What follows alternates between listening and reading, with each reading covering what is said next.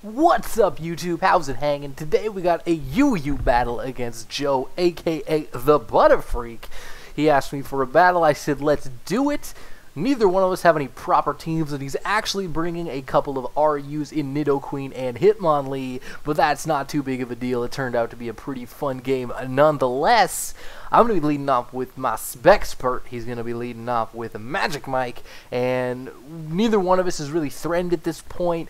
His Shaman isn't his lead, so I have no problem just going straight for the rocks. I could have potentially went for an Earthquake or a Waterfall, either of which would have done super most damage on the Nidoqueen, but I feel like rocks are more important at this point. I have a spinner, I can get rid of those rocks later, not a big deal. He's going to actually go into Shaman, which I kind of expected, but I don't see any reason to show off that I have Ice Punch just yet. Waterfall is a pretty safe move that only Shaman's going to resist, and if it does, I can immediately come out into Average Crow, and unless he predicts that on turn 2, I'm going to be pretty safe to come in here and quad resist this Seed Flare and threaten him out with a Brave Bird from this Choice Banded Crobat. And that is exactly what's going to happen here. My phone's going off.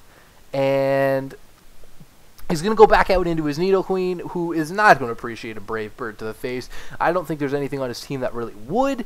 But I do get a crit because in your face I'm awesome. But it matters in the sense that it wouldn't have been a one-hit KO.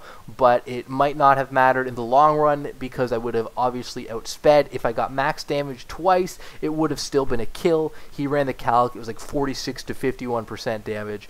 But he's going to come into Mew and Revenge Kill with a Sucker Punch. And I was very surprised that that thing had Sucker Punch. But I could have switched out and saved for later, but I'm going to go ahead and just come out into him on top because I'm not too threatened by this thing. Even though I see a Sucker Punch, I feel like I should be able to take anything it has, or maybe it's going to status me. And if it statuses me, then I would rather have this thing status than majority of my team. But I'm going to go for the Rabbit Skin, get rid of his rocks, because now his Rock Caesar is now gone, and he's now at +1 with a Swords Dance. I was like, what the fuck is this thing going to do? So I'm just going to go for a Sucker Punch of my own, and he's going to Zed Headbutt me. And I'm thinking, okay, well, I should be able to live this. It's +1. I mean, it's super effective in stab, but I'm Hitmontop. Apparently I'm wrong. Maybe I'm especially defensive Hitmontop. I don't know. But he's dead nonetheless, and I now have to bring up my Scarfed Raikou to Revenge Kill, and I'm just going to go ahead and go straight for a Volt Switch and just get rid of this thing, because now that I know that thing was a physical thing, I don't want it on my team. I do have my Swampert to really take hits, and I'm in fact going to go out into this now. Call it 4th gen mentality. The only thing I've shown him, it's my lead. I might as well go into it. I fear the Shaman's going to come out, but I can just go into my own Shaman, and unless he goes for Hidden Power Ice or Fire, I'm not too concerned. I should be able to take this fairly well, and I do. It does all of 90 damage, and he shows lefties. I don't have lefties. I have Life Orb, so I'm thinking, okay, Hidden Power Ice or Fire. I don't know at this point what it is. I didn't remember, but it should do a good chunk, and in fact it does. It doesn't kill. It's going to go for the rest, which is, you know, what's what Shaman does. It rests itself, and it switches out, and it comes back, and it's not sleep no more. But now I'm in a pretty good position because nothing on his team really wants to take a Hidden Power Ice if that's what I'm running. So I'm just going to go ahead and do that now, because if he stays in, it should be a, you know, a decent amount of damage on this thing. So switches into his Zapdos, and boom, Hidden Power Ice, and it doesn't do as much as I was hoping for. But I'm thinking maybe that was min damage, and I can still take this thing out with another one after rocks damage, and he lives with a smidgen, and I'm just a little upset because I don't know how much health it is, and if this thing is specially defensive, I'm in a bit of a problem. Yes, I can bring out Swampert, but I can't just freely switch in Swampert until that Shaman is taken care of, because it can come in and threaten me out. And while I do have rocks up and he does not, I just don't want to be switching in and out and taking a bunch of unnecessary amounts of damage. So I'm going to just decide to go for another Hidden Power Ice, because if he decides to Heat Wave and kill me, I can come in and Revenge Kill it without too much problems.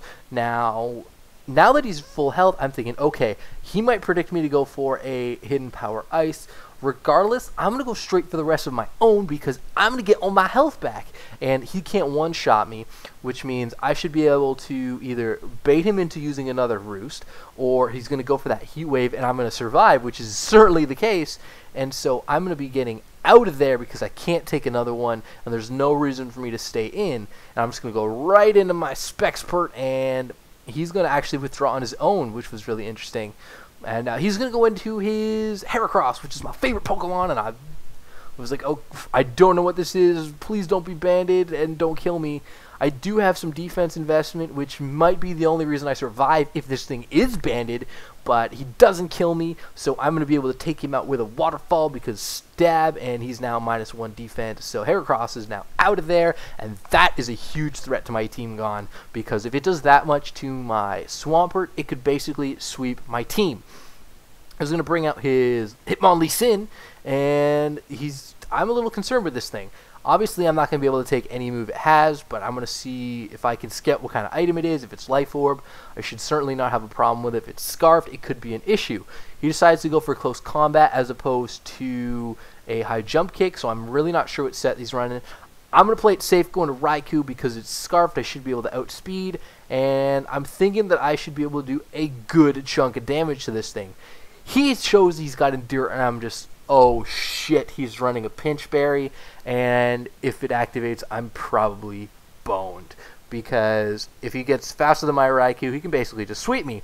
But thankfully, he doesn't get down to Pinch Berry range, so he's going to go for the Endure again as opposed to a Sucker Punch. But because he didn't get his attack boost from the whatever berry it is, I don't remember, I don't know if it would have killed. So I'm okay with that. He's obviously not okay with it, but if it wouldn't have killed, it really wouldn't have mattered.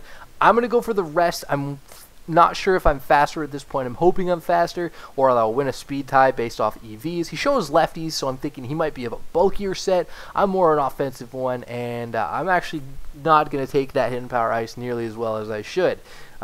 It's still going to be a 3-hit KO, but I am obviously going to be switching out, not wanting to take another one, and just go straight into Raikou thinking, okay, if he goes for a Seed Flare, I should be able to take this decently, or a Hidden Power Ice.